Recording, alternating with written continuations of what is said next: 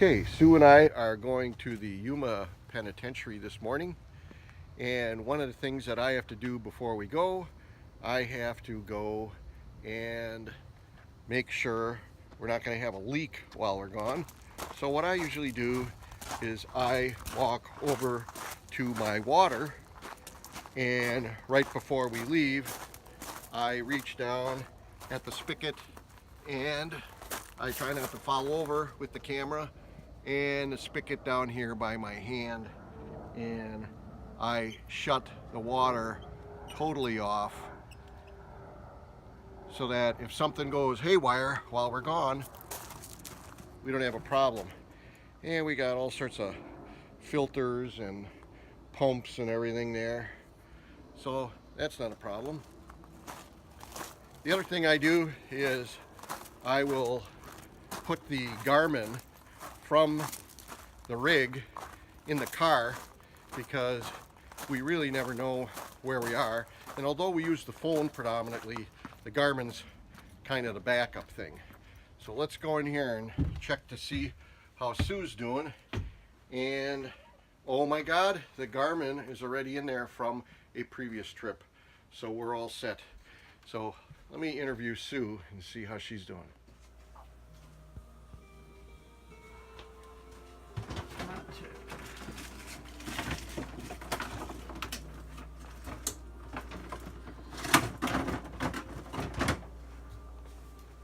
What are you doing today, Sue? Well, I'm making sandwiches for my man and for me. Oh. And then we're doing a prison again. You're kidding. No. I What? don't know. Mark has this thing about prisons. Kind of makes me nervous. Ah. So, is this sandwich, what is this for? So, like, halfway through our little prison extravaganza, we can go out in the parking lot and eat. That's what we do. Excellent. We're practical. We're making our retirement affordable. All right. Well, the place looks pretty clean, except I noticed Mark's desk He's always like that. is a little bit messy here. Have you noticed Mark's a little behind too? He's Yeah. wearing pajamas. Yeah, but nobody will know that because I'm Marco, not... let's go! Nobody will know. Let's go!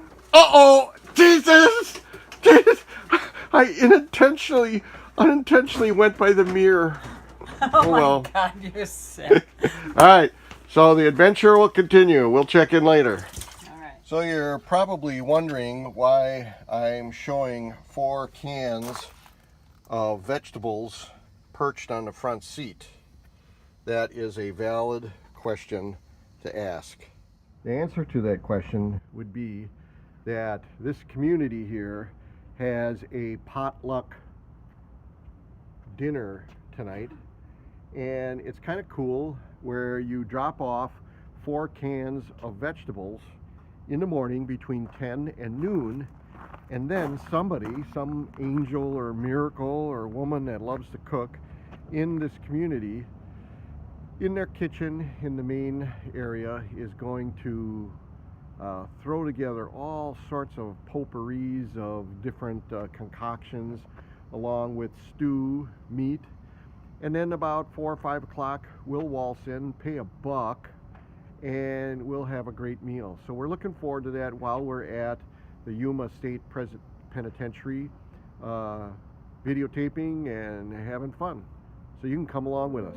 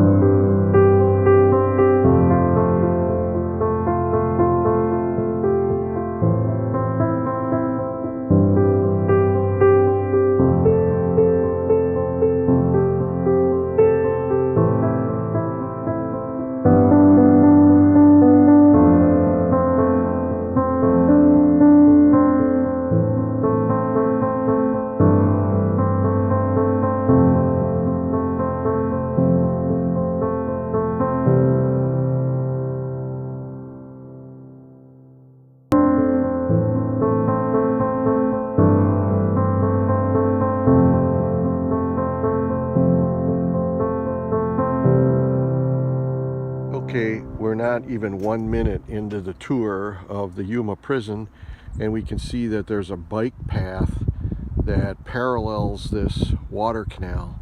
So stay tuned, that'll be one of our next videos. So that's a water tank underneath? Funny you should ask, Sue. That's the guard tower, and the guard tower actually was built on a water tank. You'll notice it's round, square stone, and that was built like that to limit evaporation.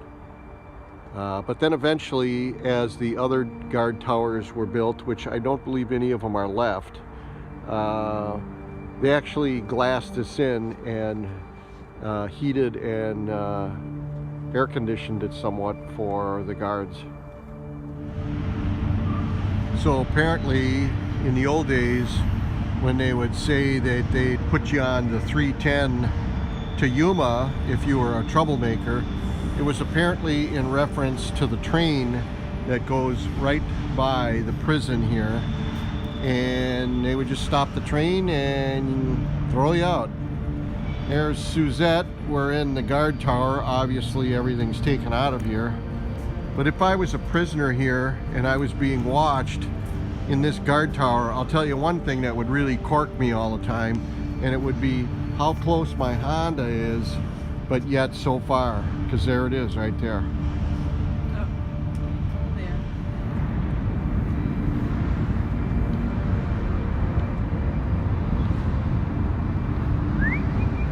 there. Just a guard coming out of work.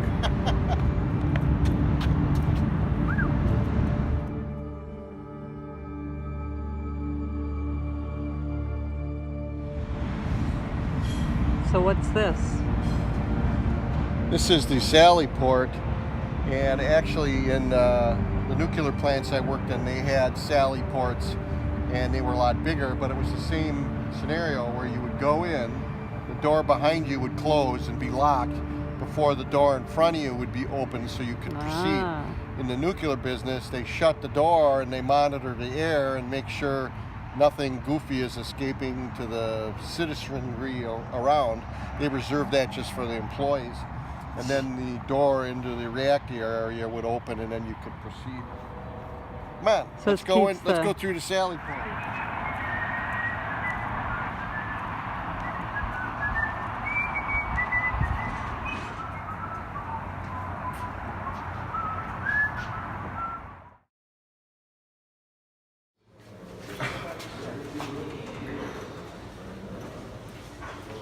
It's a 15-minute video, and I have to be prepared.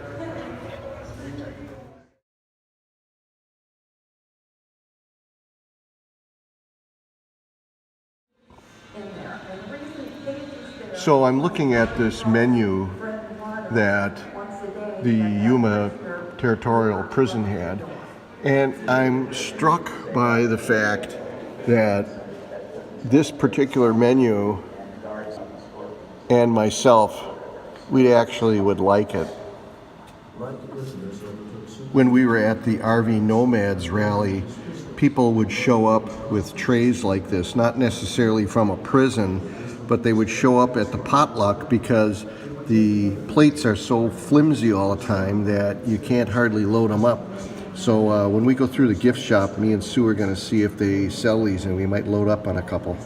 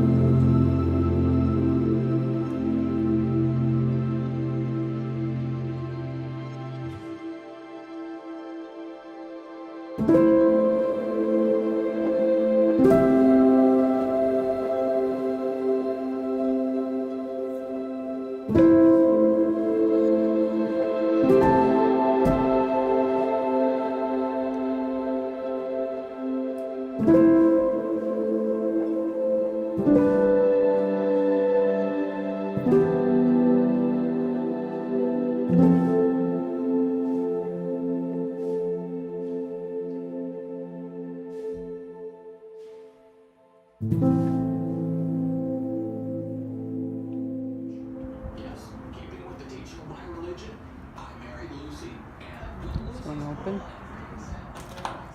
You know, That's it. one thing nice about these is it's about as roomy as our RV, and if they just added like a flat screen and, you know, a refrigerator and some plumbing, it'd be pretty awesome. Mark, what are you doing? Nothing.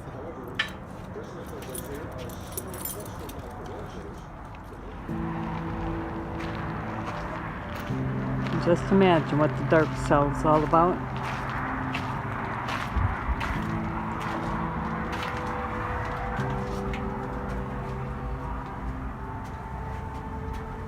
Oh, it stinks like urine. Good God.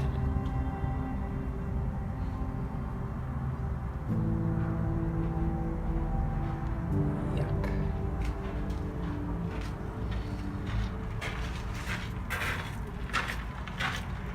The dark cell. Yeah, it smells like urine, doesn't it? Don't blame me yet. Well, so when the women started showing up, and they had like 29 over the 30 years of the prison, they had nowhere to put them. They had no women's ward. So they ended up putting them in solitaire. One of the women actually had a baby boy when she was staying here. And after about 2 years, they pardoned her because they were concerned for the little boy's safety and future. So this was a woman's ward in the solitary area.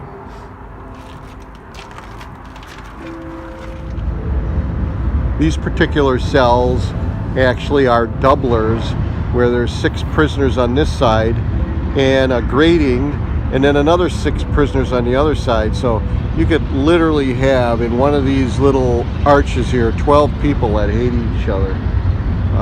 In the back there was cells bored right into a solid piece of granite.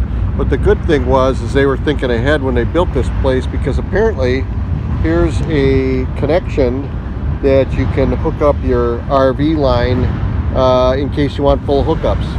So I don't quite understand how that worked, but I'll ask them later in the office. What are you doing, Sue?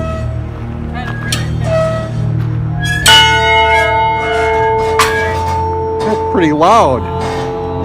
What was that bell used for?